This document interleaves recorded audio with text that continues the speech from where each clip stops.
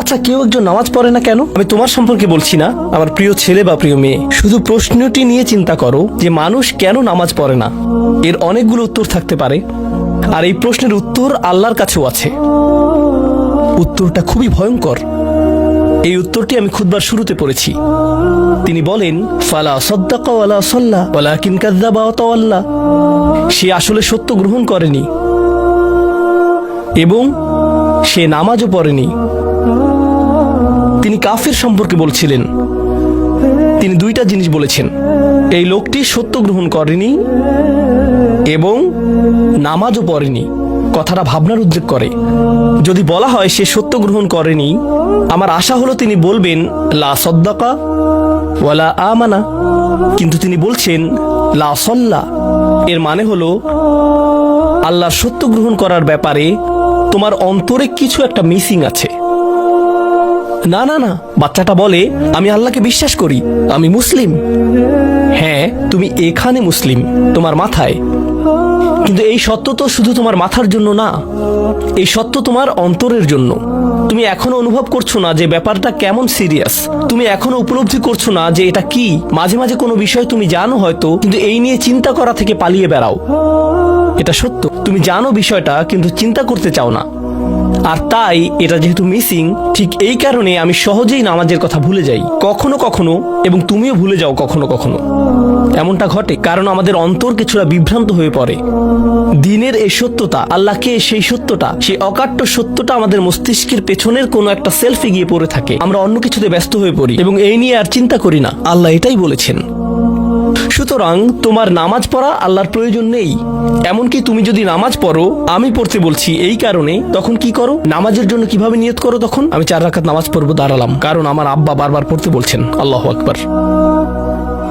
নবী সাল্লাল্লাহু আলাইহি সাল্লাম আমাদের বলেছেন, নিয়ত সঠিক না হলে কাজের কোনো মূল্য থাকে না। ইন্নামাল আমালু বিন্নিয়াহ, ইন্নামাল আমালু বিন্নিয়াত। এমনকি যদি তুমি কাজটা করেও থাকো কিন্তু তোমার নিয়ত ছিল আমি শুধু তোমাকে বিরক্ত করি, এটাই তোমার নিয়ত, তখন এই নামাজ আমার যেমন কোনো উপকার করবে না, ঠিক তেমনি তোমারও কোনো উপকার করবে না। তোমার সত্যিকারের আন্তরিক নামাজ থেকে একমাত্র যে উপকৃত হবে সে হলো তুমি নিজে। এখন এটাই সেই প্রশ্নের উত্তর যে কেন একজন মানুষ নামাজ পড়ে না। আরো 2টা কথা তোমার সম্পর্কে বলতে চাই। তার মাঝে একটা হলো নামাজ পড়ার উদ্দেশ্য কি, কোন কারণে পড়ব। কারণ তুমি হয়তো ভাবছো নামাজ পড়ার উদ্দেশ্য হলো তুমি যেন জাহান্নামে না জ্বলো। নামাজ পড়ার উদ্দেশ্য হলো তুমি যদি নামাজ না পড়ো আল্লাহ তোমাকে ঘৃণা করবেন। নামাজ পড়ার উদ্দেশ্য হলো তুমি যদি নামাজ না পড়ো তুমি শাস্তি পাবে, অথবা তুমি আর মুসলিমই থাকবে না, ফেরেশতারা তোমাকে অভিশাপ দিবে। সমস্ত নেতিবাচক বিষয়। আল্লাহ ওই সমস্ত উদ্দেশ্যের কথা উল্লেখ করেননি। নেতিবাচক কিছু থেকে মুক্তি পাওয়া নামাজের মূল উদ্দেশ্য নয়।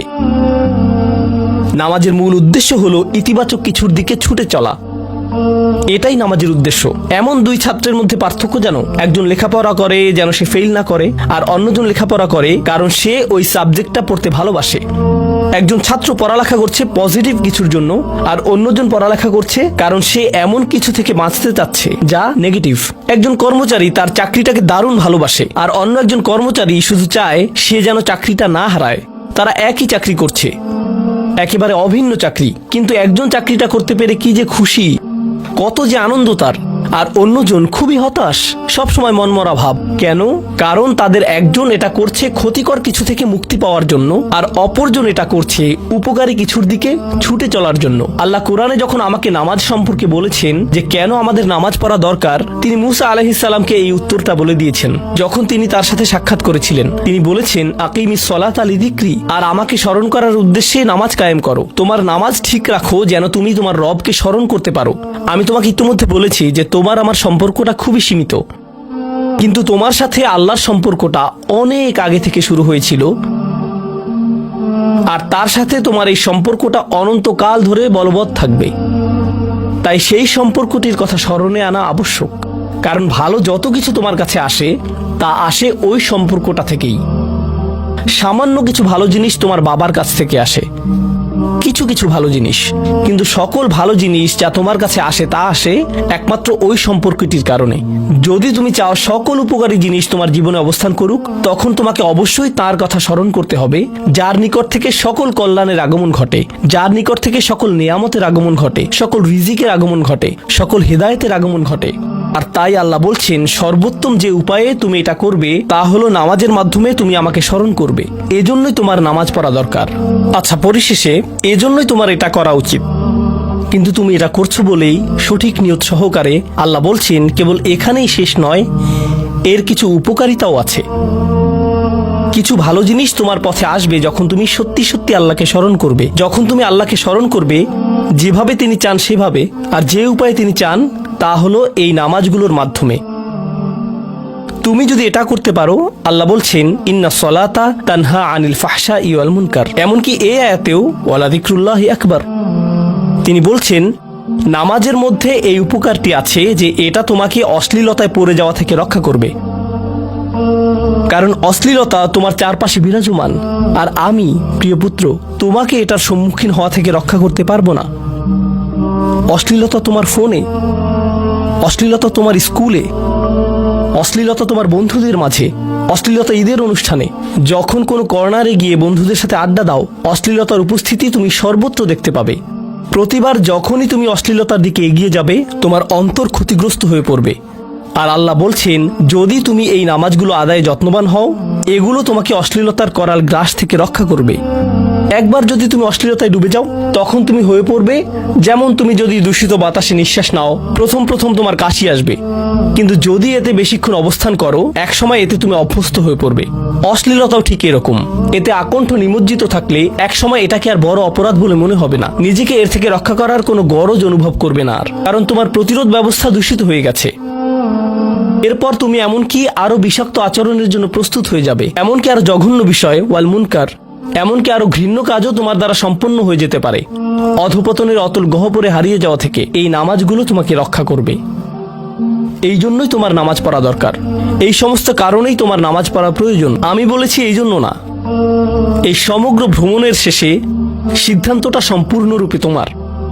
কারণ আল্লাহ হয়তো আগামীকালই আমাকে নিয়ে যেতে পারেন, আল্লাহ হয়তো আমাকে 1 বছরের মধ্যেই নিয়ে যেতে পারেন। তোমার এবং আমার মাঝে যে এই সম্পর্কটা বর্তমানে আছে, এমনকি যদি আমরা 100 বছরও বাঁচি, আমরা এর চেয়ে বেশি বাঁচতে পারবো না। একটা সময় আছে যখন এর সমাপ্তি ঘটবে, কিন্তু ওই সম্পর্কটি, তুমি যদি সত্যিই ওই সম্পর্কটি সম্মান করতে চাও, নামাজ পড়ো। তোমার প্রতি এটাই আমার উপদেশ। এখন আমি পিতামাতার উদ্দেশ্যে কথা বলবো। এটা হবে ছোট্ট একটা রিমাইন্ডার আমার জন্য এবং আমাদের সবার জন্য, আমাদের পিতামাতাদের জন্য। সন্তানাদি আল্লাহ প্রদত্ত একটা নিয়ামত, তাদেরকে এজন্য দেওয়া হয়নি যেন আমরা তাদের নিয়ন্ত্রণ করতে পারি। যত বেশি আমরা তাদেরকে নিয়ন্ত্রণ করতে চাইব, তত বেশি হতাশ হব সকল অবস্থাতেই।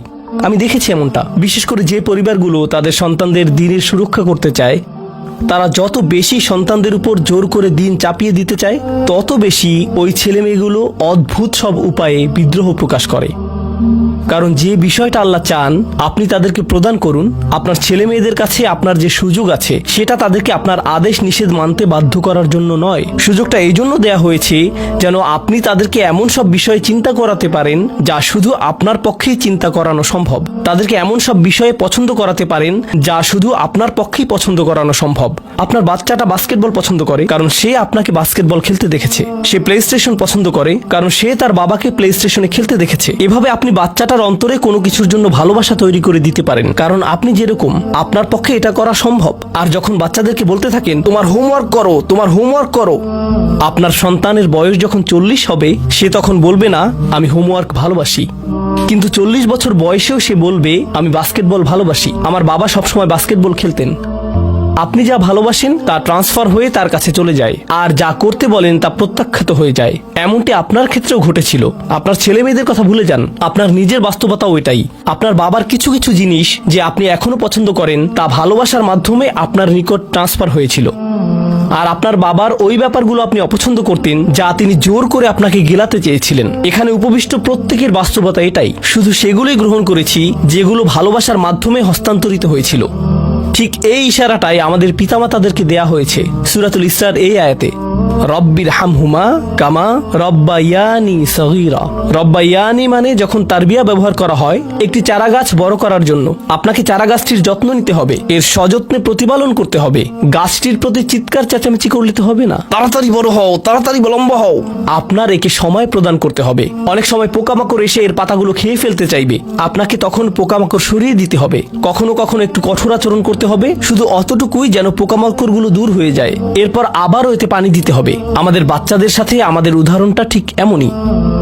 ঠিক এ কারণেই আমরা আমাদের মাতা পিতার জন্য এই দোয়াটা করি। আমি দোয়া করছি আল্লাহ যেন আমাদের সন্তানদেরকে হেদায়েত দান করেন, যা শুধু তার পক্ষেই দেয়া সম্ভব। দোয়া করছি আল্লাহ তাদের অন্তরে ইস্তিকামা প্রদান করুন, যেন তারা তাদের জীবনে সঠিক সিদ্ধান্ত নিতে পারে। আরও দোয়া করছি আল্লাহ তাদেরকে ইব্রাহিম আলাইহিস সালামের দোয়ার মতো করুন, যা তিনি আমাদের সবার জন্য করেছিলেন। রব্বি জাআলনি মুকিমাস সলাতি ওয়া মিন যুররিয়াতি। হে আমার রব, আমাকে সালাত কায়েমকারী বানান এবং আমার বংশধরদের মধ্য থেকেও। আল্লাহ তাআলা এখানে উপস্থিত পিতামাতাদেরকে, আমাকে সহ সবাইকে এমন দৃষ্টান্তে পরিণত করুন যে আল্লাহকে ভালোবাসে এবং যে নামাজকে ভালোবাসে, যেন আমাদের ছেলেমেয়েরা নামাজের প্রেমে পড়ে যায় আমরা যেভাবে নামাজকে ভালোবাসি তা দেখে। বারাকাল্লাহু লি ওয়া লাকুম ফিল কুরআনিল হাকিম ওয়া নাফা'নি ওয়া ইয়্যাকুম বিল আয়াতি ওয়াজ যিকরিল হাকিম।